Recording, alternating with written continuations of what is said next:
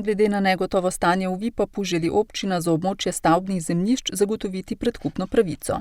Predvsem zaradi tega, ker bi želeli, da bi v primeru, da bi Vipap zašel v pravzaprav nepremostljive težave in bi eventualno zglasil stečaj, v takem primeru bi želeli sodelovati kot neki predkupni kupec, se pravi predkupno pravico, da bi lahko pravzaprav s tem prostorom razpolagali in mu dali tako vsebino, ki gre za mestotorno vsebino. Kaj naj bi stalo na območju Vipapa, danes še ni povsem dorečeno. Načrtujemo pa, da bi bili tam poslovni prostori oziroma objekti s poslovnim namenom, tudi s stanovanjskim namenom, predvsem v enem delu, se pravi v vzhodnem delu.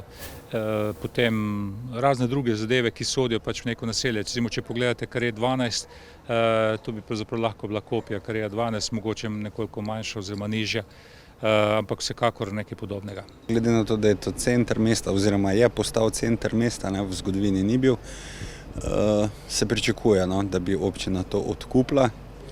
Seveda je pa spet vprašanje cene, višine cene, kakšno bo Vipap postavil in potem, kako se bo tudi občina dogovorila z samim rušenjem vseh objektov, kar pa prinese zelo velike stroške.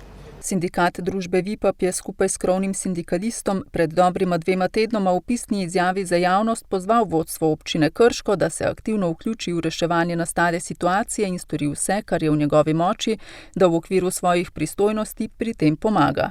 S podobnim pozivom se je na občino Krško obrnilo tudi vodstvo Vipapa. Mi pravzaprav niti ne poznamo situacije, kakšna je, se pravi, koliko je znašajo njihovi dolgovi, koliko so podkapitalizirani. Skratka, zdaj trenutno poslujejo po insolventni zakonodaji, to pomeni, da so njihovi dolgovi večji od polovice kapitala oziroma tisti neizterljivi dolgovi, se pravi nelikvidnost. V glavnem, situacija prav gotovo ni zavidljiva in brez velikega finančnega vložka pač ne bo možno nadaljevanje poslovanja. Sicer pa se je krški župan prejšnji teden sestal z vodstvom Vipapa. In sicer smo se pogovarjali predvsem zaradi našega sklepa, ki smo ga sprejeli na julijski seji, gre pa za razglasitev javnega dobra na območju čistilne naprave.